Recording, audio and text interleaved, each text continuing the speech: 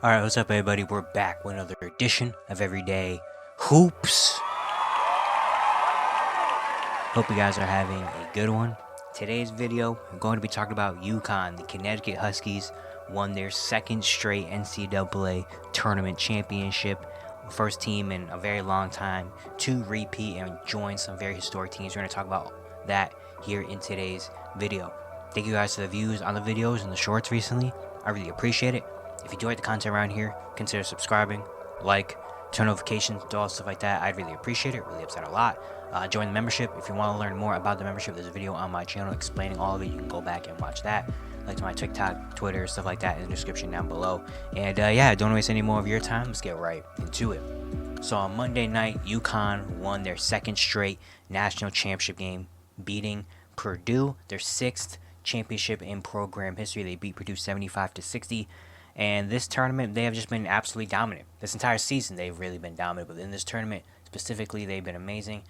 They won every game by double digits. Their closest win of this tournament was against Alabama. They won by 14, which 14 was a little bit more, like, it was a lot better of a game than the final score was. Alabama was actually in there.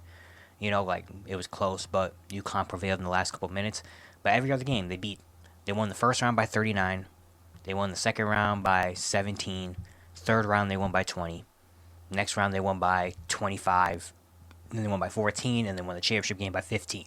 So they just have been running through every team in the NCAA tournament. Even the conference tournament, in their last 10 games, they won by an average of 20.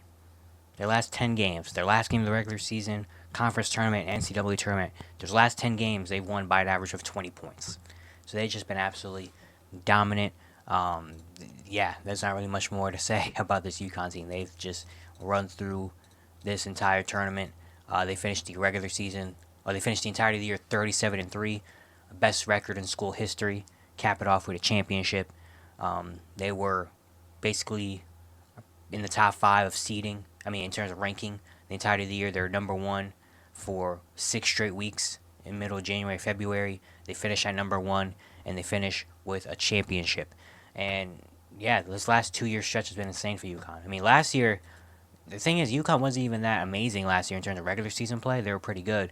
But then they just got to the tournament and just absolutely just ran through, and won the tournament as a 4 seed. Remember, they were a 4 seed last year and they won it. And they come back this year with a lot of new players, which is a big thing you got to credit Dan Hurley and this team on.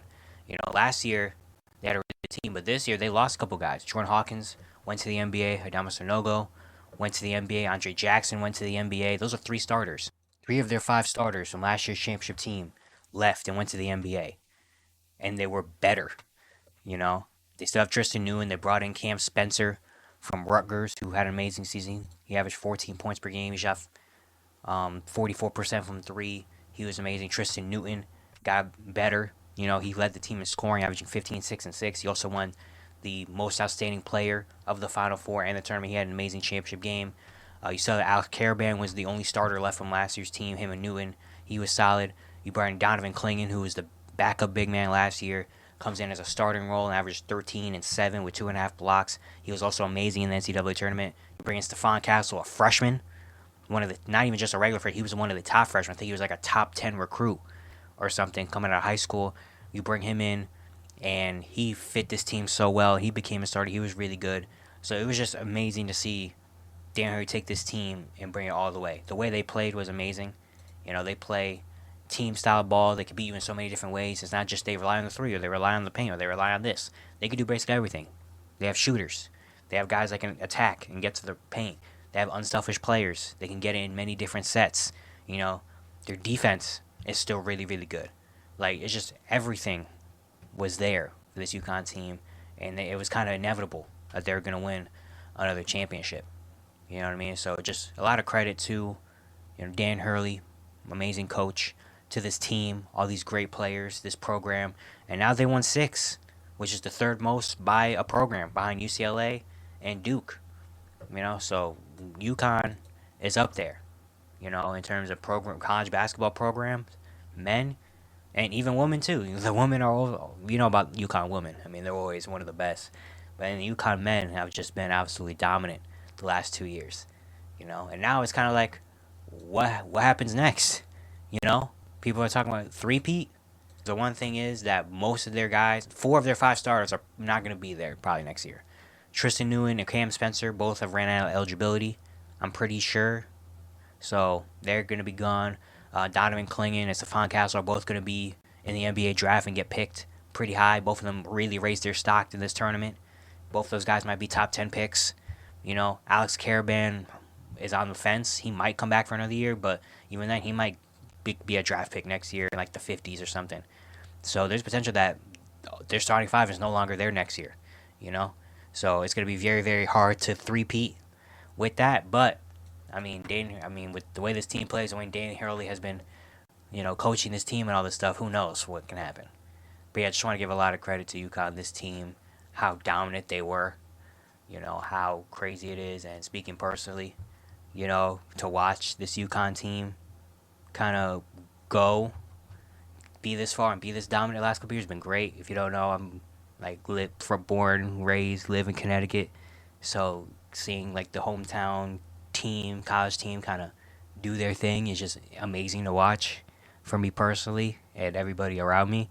So it's just been like awesome to see this happen. But speaking outside of that, like in terms of basketball, they're just a really, really good basketball team. You don't just breeze through the tournament like this, especially in college. No team is supposed to just breeze through the tournament. Like if they had the highest point differential in NCAA tournament history this year. They beat teams by combined plus 140. Like that's not supposed to happen in college basketball. Especially with how like kind of inconsistent, how all these players are supposed to be kind of near on the same level in terms of inexperience, and like these are your peers. Like things are not supposed to be this easy. You're not supposed to blow teams out by 30 and 25 every other game. It's supposed to be tough. It's supposed to be a challenge. But UConn made it look like not a challenge. Like coming into games, we weren't saying can UConn win. We were saying how much is UConn going to win by. And when other teams came in, it's not like how can they beat UConn. It became like how can they stay in the game with UConn. Really, like it became a point of like, can anybody even challenge them? Alabama gave them their biggest challenge. Alabama was the team that gave them the biggest fight. Purdue did in the first half, and in the second half, UConn just kind of put it on them in the second half.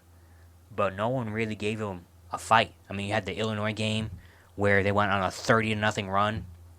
Like that's ridiculous. That should never happen in basketball. Not even just in college basketball. Like a 30-0 run is absolutely ridiculous. Against San Diego State, the team that they beat in the finals. The team that they beat in the championship game last year, they won by 30. Like, it was insane. And their game plan against Purdue was really nice as well. It just was like, you know what? Zach Edey, go ahead. Score all the buckets you want. Go ahead. Drop 40. But we're not going to let anybody else win. Because the way Purdue has gotten here is Zach Edey's been amazing. But then they also get, you double Zach Edey, and he's a willing passer. And they have a lot of amazing shooters around. And UConn was like, we're not going to let them beat us. Zach Edey, you're going to have to beat us yourself. You're going to have to put up 50 in this game if you want to win. So go ahead. Do whatever you got to do. But we're not going to let anybody else, get hot. And it worked. Purdue scored. Zach Edey scored, I think he scored 38 out of the 60 points. And it worked. So just the game planning, the preparation, everything about this UConn team was just perfect, and now they ride off into the sunset, quote unquote, as champions. But yeah, that's going to be it for today. Hope you guys enjoyed. Once again, if you enjoyed the content around here, consider subscribing, like, turn notifications, do all stuff like that. I'd really appreciate it. Really helps out a lot. Join the membership, and yeah, I'll see you guys tomorrow.